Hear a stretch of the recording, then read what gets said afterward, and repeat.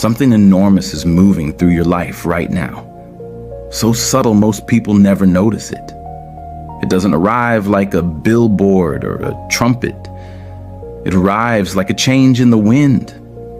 Cooler, thinner, rearranging the dust on your windowsill.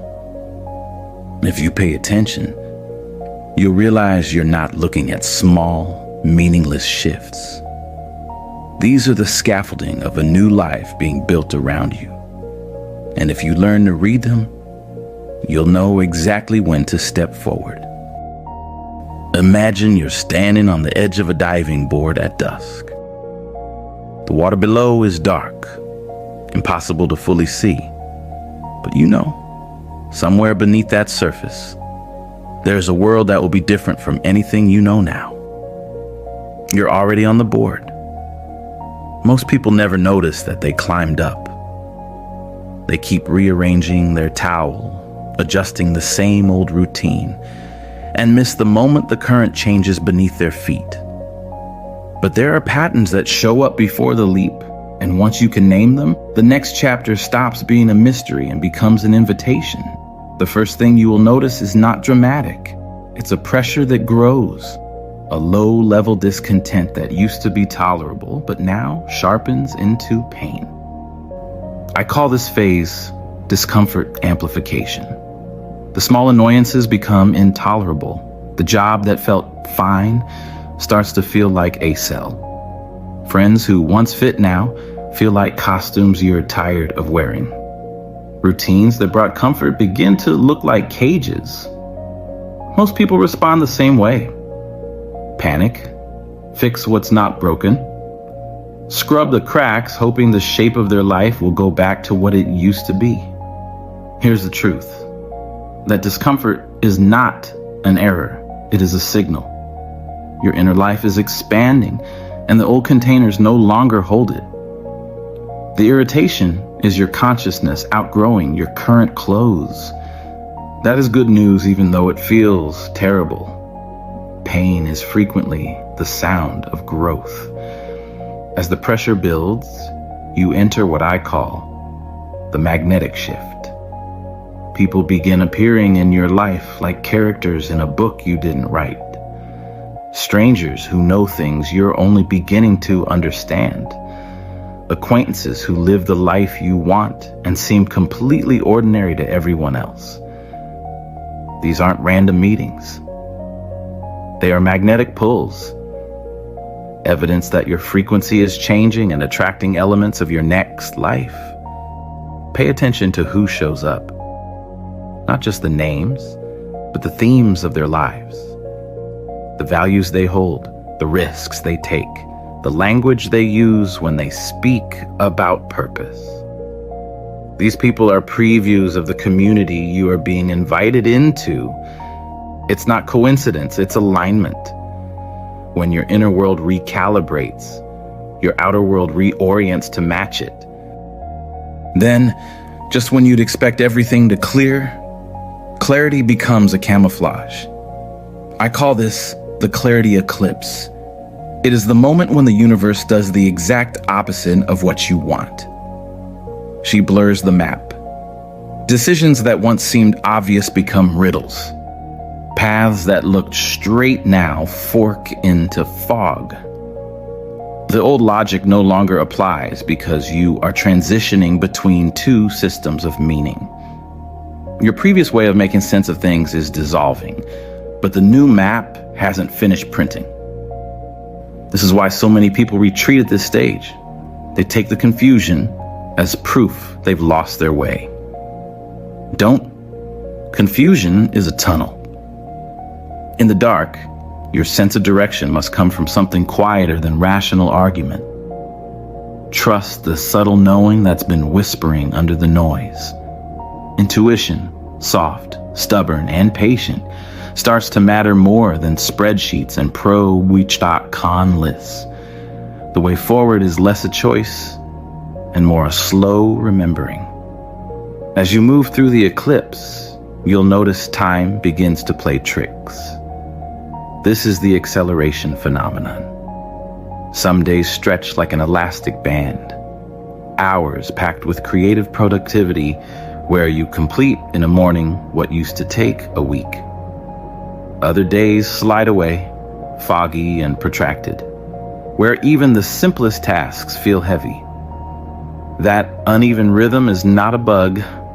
It's your consciousness operating on two timetables simultaneously, the one you've known and the one that's forming. Instead of resisting the wildness of this rhythm, learn to surf it. On the productive days, be ruthless with your attention. On the slow days, allow the space. Don't force speed where synthesis needs silence. The acceleration is rearrangement. The chaos is not chaotic for long. It's reorganizing itself into greater order. And then the confirmations arrive. I call these confirmation downloads. Suddenly, help, answers, and resources appear with the eerie timing of a script being written off stage. You'll think of a book and find it on a bench. You'll need a connection, and someone will arrive with exactly the skill you lack. The stream of information that was invisible before becomes visible because you are now aligned to receive it. The mistake most people make at this point is skepticism. We have been trained to attribute everything to luck, coincidence, or good timing. But these confirmations are not random. They are feedback. They are the universe tapping you on the shoulder saying, keep going. When you begin to notice them, treat them as signals, not flukes. Catalog them. They are the breadcrumbs that prove you're moving in the right direction. Then, right before the breakthrough, brace yourself for what I call the final resistance surge. This is the most dangerous phase because it is subtle and dressed as reason.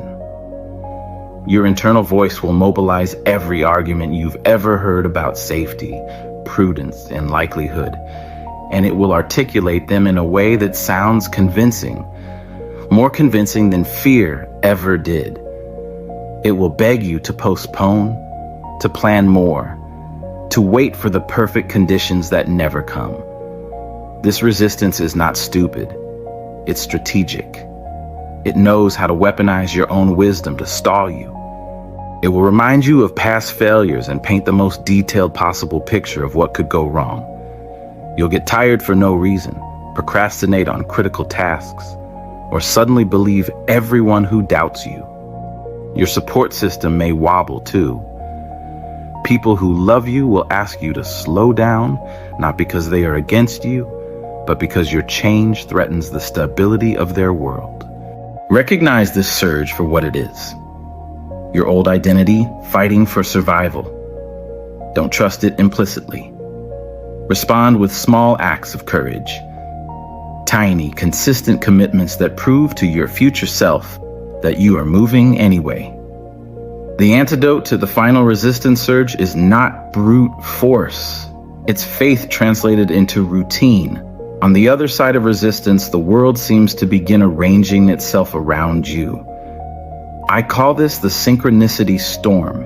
Events line up with an uncanny precision. You think of someone and you encounter the exact information you need at the exact time you need it. Opportunities appear like rooms opening one after another. It feels orchestrated because, in a sense, it is. You have reached a level of alignment where your internal frequency matches the frequency of the life you want. This is where decision-making stops being an endless debate and becomes muscular, instantaneous. You start knowing how to move because your body recognizes the terrain before your mind does. Where once you overanalyzed, you now act. Where once you sought external validation, you now let your inner compass speak and then follow. With action comes a line of small transformations that feel like practice for something bigger. I call this phase the identity bridging phenomenon. Before the external results appear, you begin to behave like the person you are becoming. You'll hold conversations differently. You'll carry yourself differently. You'll think in the language of people who have already achieved what you aim for. Not to fake it, but because your consciousness has already expanded into that possibility. This is not pretending to be someone else. It's becoming. You shift your posture, your voice, your habits.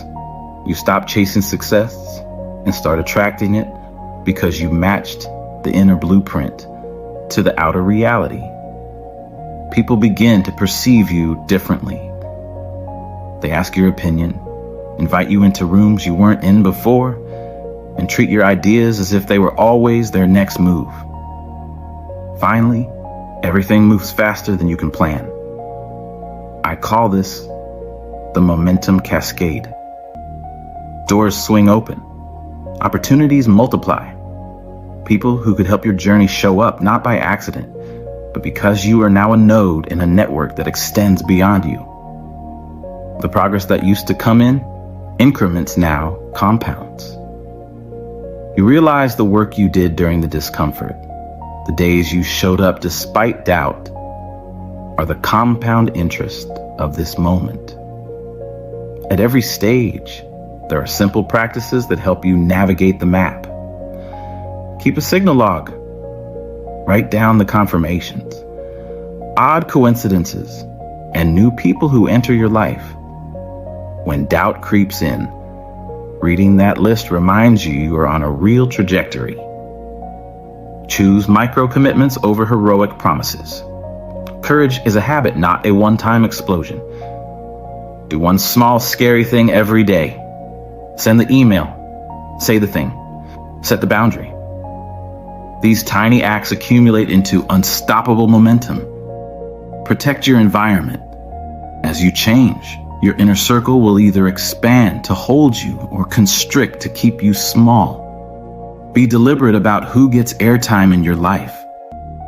Not everyone is meant to travel with you. Trust without abandoning reason. Intuition is not a replacement for thinking. It's a higher order guide that works when old logic fades. Learn the difference between a frightened mind and a wise gut. Lean into confusion as a sign. You are between worlds. When the map disappears, that's the point at which new maps are drawn. Stay curious. Ask better questions. Be patient with the fog. Understand this. Transformation is not dramatic in the way movies show it. It's an accumulation of invisible investments, vulnerabilities, choices, tiny refusals to settle. It looks messy from inside because you are being unmade and remade at the same time. But there is a pattern, a cadence. Once you learn to read that cadence, fear becomes practical. Fear becomes a prompt, not a prison. So what should you do today? Begin with small clarity. Choose one habit that supports the life you imagine and do it imperfectly, consistently. Talk to one person who seems to live in the direction you want to go. Start a signal log and write down 3 synchronicities, no matter how small. If your body tightens when you think of acting, do one thing that scares you and mark it. This is the most honest form of spiritual arithmetic. If you're sitting with restlessness, know this. The restlessness is not the enemy. It is the first honest proof that you contain more than this moment allows. If you can learn to decipher these signs, the amplification of discomfort, the magnetic arrivals, the eclipse of clarity, the acceleration, the downloads, the resistance, the storm of synchronicity, the identity bridging, and finally, the cascade, you will stop mistaking chaos for catastrophe. You'll see that what felt like disintegration was actually preparation. There's a threshold ahead of you. The only real question is, will you read the map when it's handed to you in fragments? Or will you wait for a map you will never receive? Life doesn't give fanfare. It gives hints, then tests, then openings. The rare ones, the people who look back one day and wonder how it all happened, are exactly who pay attention to whispers. They act on the small, meaningful provocations, not the loud, flattering lies. You're already on the board. The water is not as scary as your imagination makes it. The surface you fear is the same surface that, when crossed, will mirror every part of you that has been waiting to be recognized. Take a breath. Notice the tiny signals. Move one small way forward. The rest of the world will adjust to you.